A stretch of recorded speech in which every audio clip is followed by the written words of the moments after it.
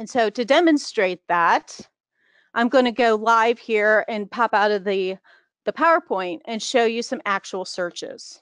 So let me come up to my browser. So one of the first things that I always hear from some people too is that, well, I work with retirees. Retirees, they're just not on LinkedIn. Now, LinkedIn's been around since 2003.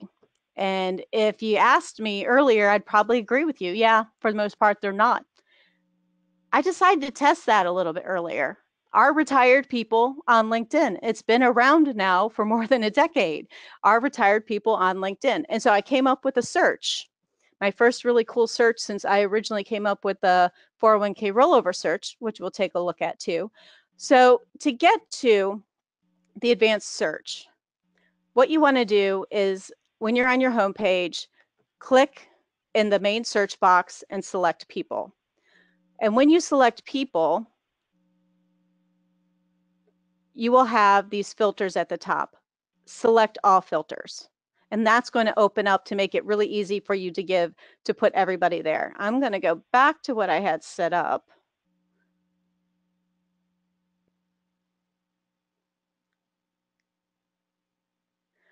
And open up all the filters. So when you're looking to clone your clients, you really want to start and focus on the relationship of the second degree connections.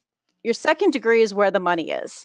Now, if you haven't looked at your first degrees for this retired search or for the in transition 401k rollover search, go ahead and add your first degrees in there too. Third degrees are too far out at this point, and the ability to connect with those people either through a referral because you're missing a link in between there, or the likelihood of them to accept an invitation to connect from someone that far out is really, really minimal. The money is in your second degree. And so what you want to type over here, you have some keyword filters you can put in, and in the title, type in the word retired. We scroll down here, you can then pick your locations. So this used to be real difficulty, but say you have a practice where you have some clients up north and you go south and you want to build clients down south, you can actually search for both locations at the same time by going ahead and putting those metro areas. Now, if there are retirees from a certain company, here are past companies, you can go ahead and select that company. I live in the Cincinnati area. Everybody wants to work with P&G employees. So you can say past company, Procter & Gamble. And what's going to happen when you click on the apply button, you're going to get some search results. Now, this is a pretty narrow search. And so I have 36 people who are second degrees, retired, living in Cincinnati, or I think it's West Palm Beach. Now, if you're wondering really how many are truly out there, I think that's a pretty good place to start, because here you can click at your shared connections. You can see everyone who's connecting you in order to ask for that referral, that introduction. But if we go to all of the filters and we remove, so let me go back here. I'm still in the connections of. Go into our filters, we remove our location. If you weren't location dependent, actually, let's go ahead and leave location, but just get rid of the company and see how much that opens things up. So we have 489. So if it wasn't wanting only those who worked at Procter & Gamble, I have 489 people in the Cincinnati and West Palm Beach area that claim they are retired on LinkedIn, and I have lots of connections who could introduce me to those people. So if I take it one step further and, get rid of, let me see here. Hey, Crystal? Yep. So quick question. Can you explain the difference between first degree and second degree real quick? Sure. A first degree person is someone you are directly connected to. Once you are directly connected to them on LinkedIn, you can direct message them. Their content, if they share, will show up in your news feed. Basically, they're the same thing as your friends on Facebook. The second degree are the people they're connected to. And so you're able to search through all of their connections. So if you were to think of Facebook, and when you see somebody's friends, you can't search through to find friends who do certain things. You can browse through them, but the second degree is their connection. So that is the referral level, that is the introduction level. And so if you identify who it is that the type of person you want to find, LinkedIn will tell you who meets those criteria, and then who's the person or people who can give you that introduction. But real quick here, let's get rid of location. Let's go ahead and get rid of my connections and apply. Let's just look for retired people. And right here, showing 2.488 million people on LinkedIn who claim to be retired. I don't know, I think that's a pretty good sized prospect pool. What do you think, Jack? I agree. I agree, and they're on LinkedIn, so it's Right. not that they're posting what they ate for dinner last night. They started this at some professional level, so I think that's a pretty good level of prospect. Right, and even if they're not active on LinkedIn, when you communicate with them through direct message, it gets forwarded to their regular email. So it's the same thing as having the regular email address. Well, and actually, when you get connected, you get their email address too. So you can communicate with them in either way. Now let's go through the 401k rollover. And so if you've not done this one before, you definitely want to check for your first degrees. This one's a little bit different in that we have to start at the top here. So you want to start by putting in quotes the phrases in transition or new opportunity. With LinkedIn, you can use what's known as Boolean logic, and that's and or not to create more sophisticated searches. And so in this instance, and if you use them, all the letters have to be capitalized, that whether they use the in transition phrase or they use the new opportunity phrase, those people are going to be included in my search. And so then once you search for those, you can set your level. You can also then click on all filters. You can add your location if you want and apply that. And so now here you see there are people who are looking for a job. And what do we know about 401k rollovers?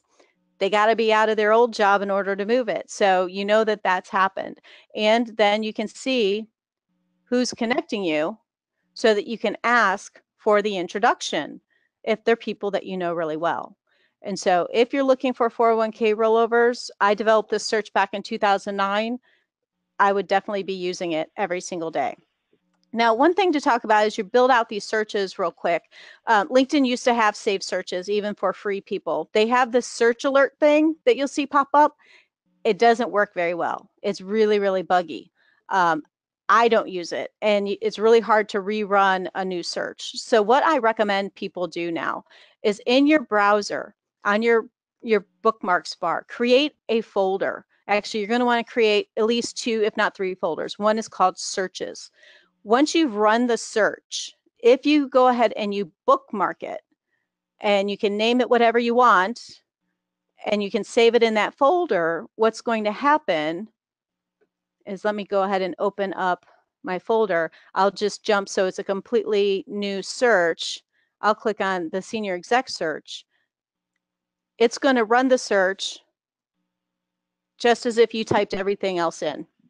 And so you don't have to keep putting in all of the filters, especially if you develop a sophisticated search. So from what I found, to me, this is the easiest. It's not foolproof. If LinkedIn changes their code, it could potentially break, but it's going to work a lot better than what they use in terms of search alerts as opposed to saved searches nowadays. Now, if you're in Sales Navigator, and we'll take a quick look at Sales Navigator, they have saved searches exactly the way they used to be. So let's real quick here go through senior executives. Senior executives, and particularly senior executives of large companies, are also a common target market. So we want to set our connections to second. In the title this time, we're going to put VP or vice president in quotes, or director. So we're kind of looking to that middle upper management side of things.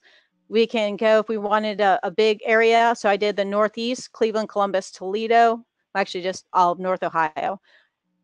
And you can even specify industry. So if you wanted to be working with people, executives who work for tech companies, you can be very specific with that. So as you can see, you could even have specific companies if you wanted to. Here's the current companies. You can look within current companies if you wanted to. So when I apply this, I end up getting, I have 632 people who are vice presidents or directors of the different types of tech companies who have identified as being in those industries that I could get introduced to. That all I have to do is look at my shared connections and identify who is the best person to make that introduction for me, if you're looking at using it for referrals specifically. The owner search is another one. I just kind of want to run through. I'm going to demonstrate this one in regular LinkedIn as well as Sales Navigator so that you can see a little bit better what the value of Sales Navigator. It's more powerful for search. So again, we have second. This time for the title, because business owners call themselves different things, I'm using owner or president or CEO or founder. And for the heck of it, I just decided to use Chicago just to kind of demonstrate some of the different areas.